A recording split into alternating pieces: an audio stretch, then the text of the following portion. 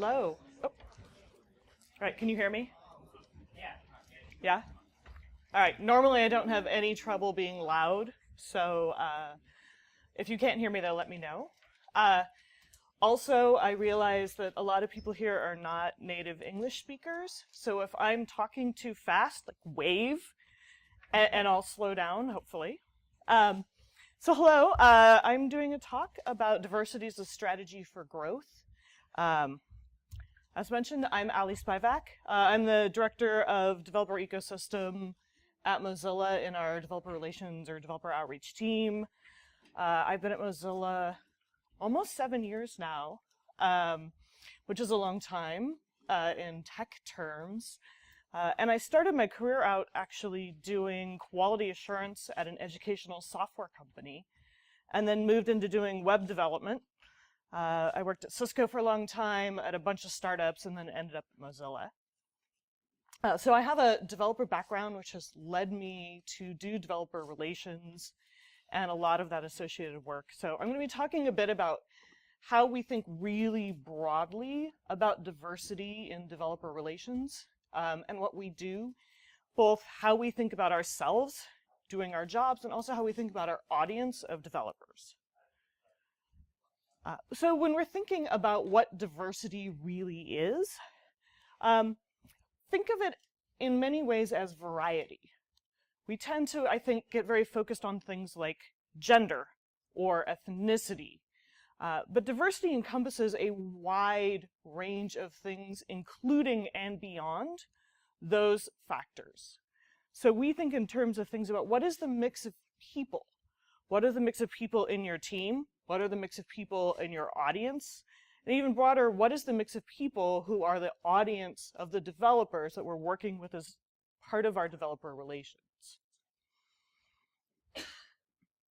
And it's really important for us and in the field in general, when you're thinking about diversity, it's diversity of thought, it's diversity of perspective, it's diversity of culture. It's, again, that mix, that variety. And there's a lot of science, actually, that proves that diversity makes us smarter and it makes us more innovative. There's some really interesting research by Dr. Catherine Phillips, who's one of the authors of a study that literally says diversity makes us smarter. Part of the problem we have when we're not in diverse teams or groups is that when we all tend to think the same, we tend to not come up with innovative solutions. When we are around or hearing from people who are different from us, whether they look different or act different or think different, we tend to be more inclined to put more reasoning into our arguments and the way we're thinking. Simply being around people who are not like you tends to make you more diligent and more open-minded, both in the way you're communicating and the way you're receiving information. And this is really good for teams. But it's also not perfect, because it also leads to more conflict, naturally. When you're in a homogeneous group, everybody agrees because you tend to all think alike. And that balance between open-mindedness and conflict both adds to the challenge, but also adds to the reward.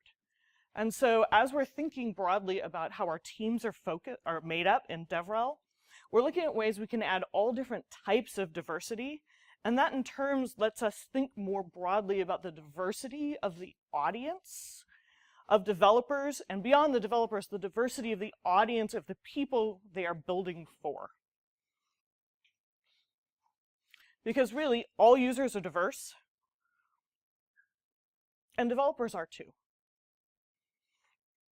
And when we think about diversity, we're actually broadly thinking about the people that we're working with or for.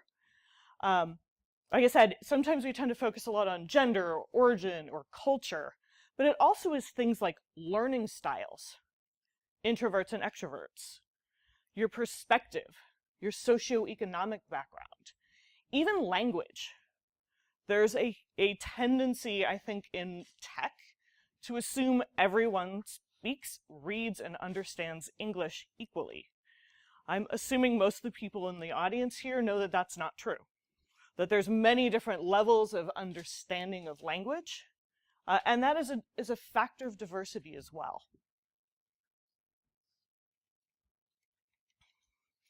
So I'm going to give a few examples of how this thinking has helped us grow our audience and our programs, and then sort of dive into what we're thinking about in the future. So one of the programs I'm responsible for is MDN Web Docs at Mozilla. This is our web standards documentation website. If you write code for the web, I hope you've heard of us. If not, please remember it. And basically what we do is take the standards from the W3C and other organizations and turn them into reference articles, tutorials, and guides that help developers really understand how to use those technologies. We have a really, really large community. So MDN is a wiki. It is open source. Anyone can contribute to it. We roughly get thousands of contributors a month. Many of them are making small edits, but the bulk of our contributors are doing translations. We actually don't have a paid translation. It's all community driven. We have some very, very active communities, including France. We have a group in Korea who's diligently translating all of our JavaScript documentation. And we have some Japanese, although that community has changed quite a bit in the last several years, so it's not as up to date. So if you're interested in doing some translation, please see me later. And we recently started doing browser compatibility. That work is actually on GitHub, and it's a partnership between Mozilla, Microsoft, and Google, where we're actually taking compatibility data for Firefox, Edge, Chrome.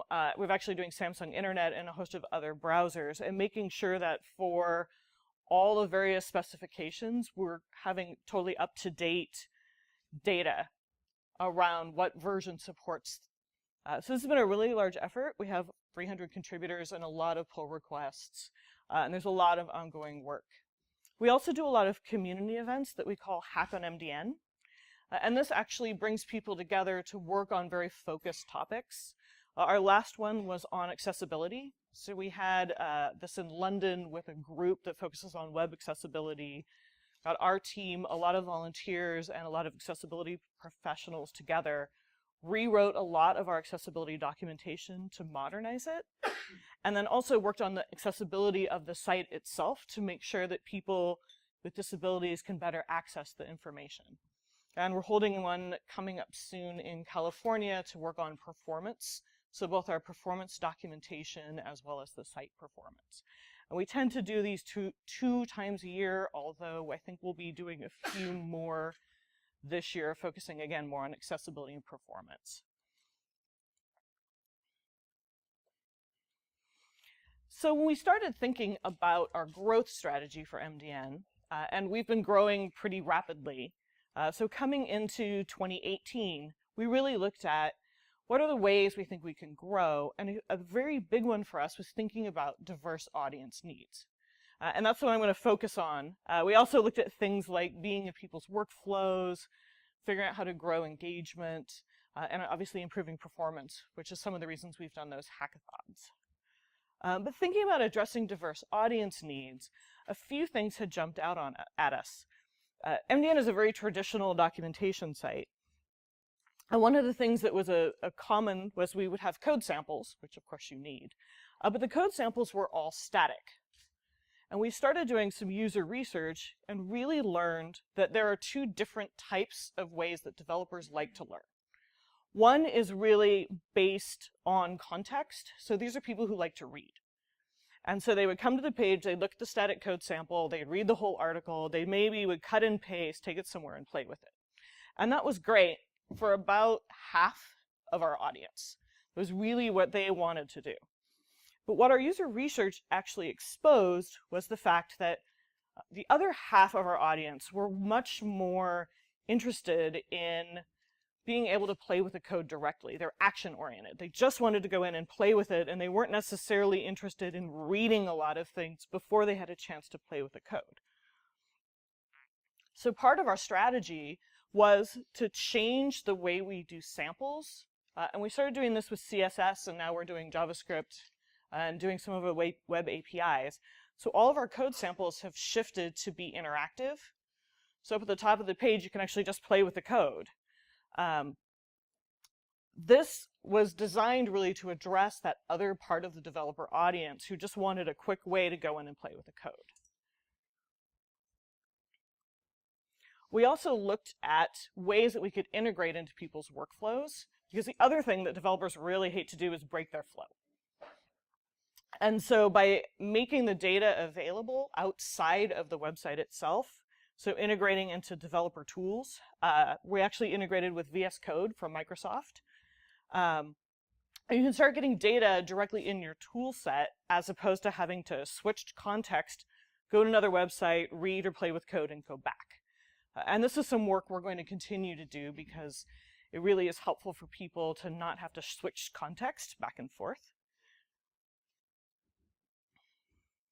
We also have focused a lot on regional representation when we're thinking about diversity. Even though Mozilla is a fairly big company, we're not as big as a lot of the other companies out there. We have about 1,200 employees, in contrast to 80,000, 100,000 at some other companies who do things similar to other browser vendors. So we really looked at how we can have more regional representation and speakers. And this is because speakers really are sort of the face of a company or the face of the industry, and making sure that we're representing the broad spectrum of people. We don't have a lot of folks in developer advocacy at Mozilla, and we've really been focusing on how can we get more out in the region. And one way we've done this is through our Tech Speaker program. So Tech Speakers is a program for volunteers. So it's folks who are not part of Mozilla, not paid by Mozilla. They go through a training program that helps build your speaking skills, but also forms a cohort. We just are in the middle of our 2019 cohort, where we're training an entire new group of tech speakers. But we have currently our former set. We had 26 countries represented, mostly in India. We had a little bit of a problem, though, that only 18% of our tech speakers were women coming into this year. So one area that we wanted to focus on was really thinking about in our newest cohort, how can we get more women to apply? Because there's a lot of great women speakers, and we want to make sure that that representation is there. Our cohort leading into 2019 was pretty broad all across Europe. So Italy, Australia, Germany, the UK, Albania, Hungary, Romania, Poland, Bangladesh, Indonesia, Ivory Coast, Madagascar. So broadly spaced all over the country, all over the world, with one exception, which I'll talk about.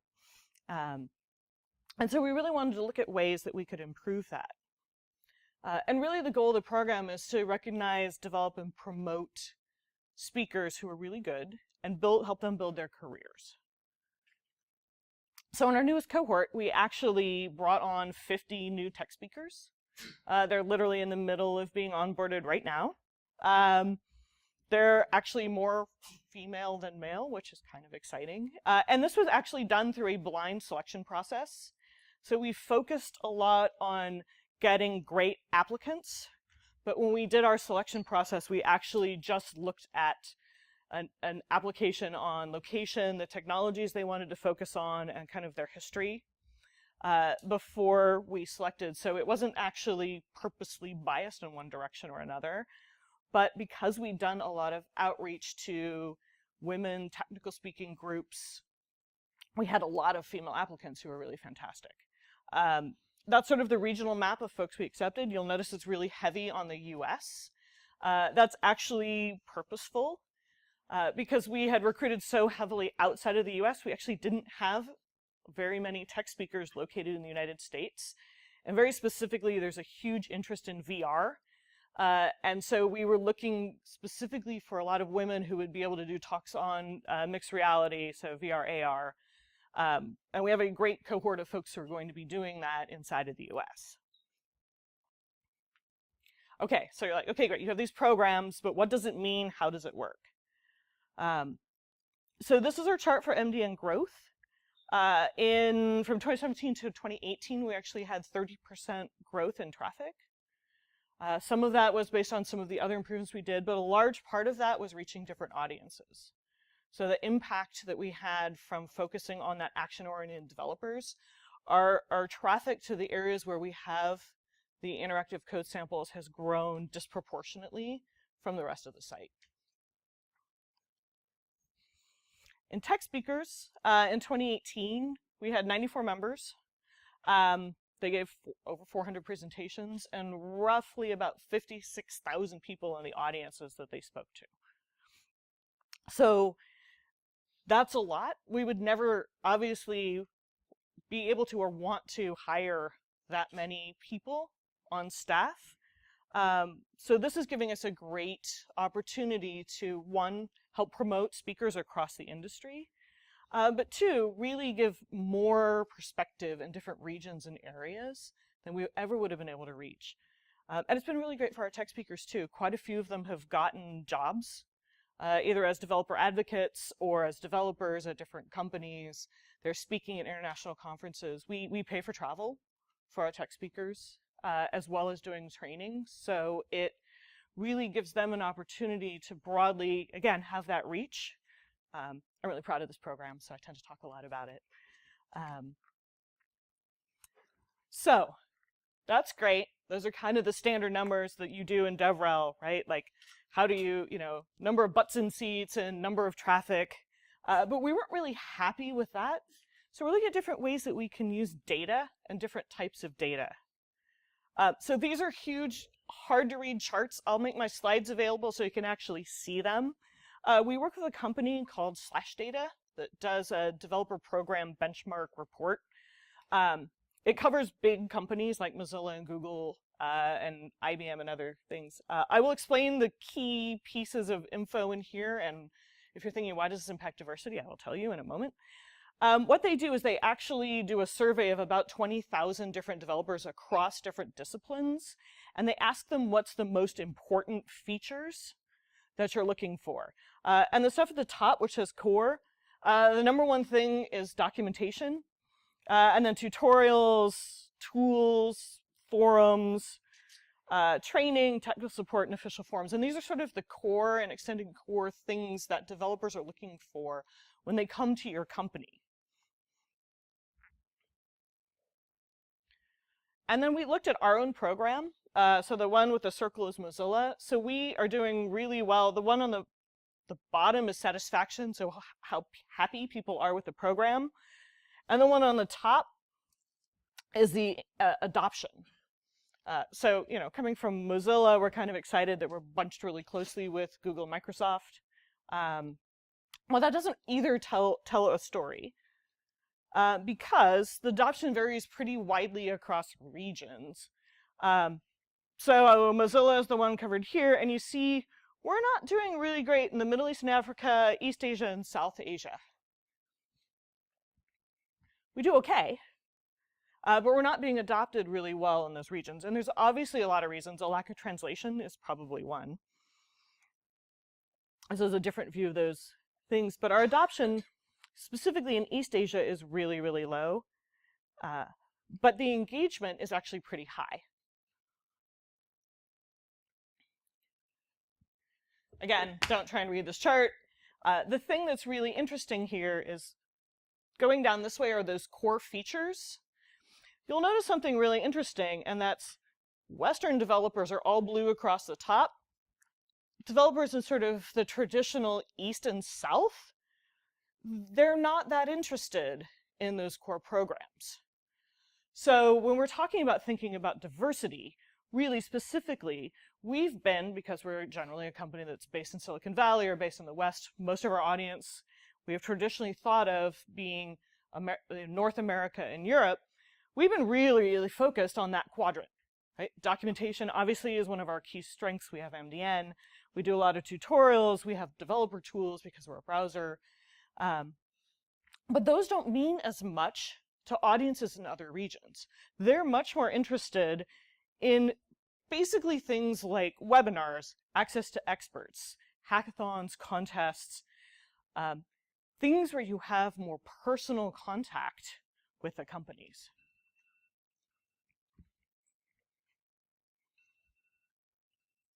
There's also something that's really interesting, and that's that broadly across all regions and across all disciplines, your people's preferences for how they learn and get information from companies changes over time. The one that I focus on because we do MDN at Mozilla is the longer you've been programming, the more you rely on documentation and sample code. So looking at some of these things, the developer age, like career age in Asia and Africa is actually much younger than developers in the sort of traditional West and North. So that's also another factor that plays into this. As you go longer in your career, you tend to be more interested in things like tutorials and documentation, where early in your career, you're much more interested in personal contact. So what does that mean when you're thinking broadly about your developer strategy? So one of the things we did is we took all this data and actually mapped it out in terms of sort of what our scores were as far as engagement and satisfaction, and looked at like what's more or less important to developers, and said, hey, there's some areas where we're not doing so great, and those are areas of opportunity for us to invest in. There's places where we can grow engagement. So that's also important. People will say, oh, social media is not important, conferences aren't important. But actually, when you do user research, those are really important ways for people to feel engaged with your company and your program and your products. So you can't really ignore those either. So that helped us start putting a map together.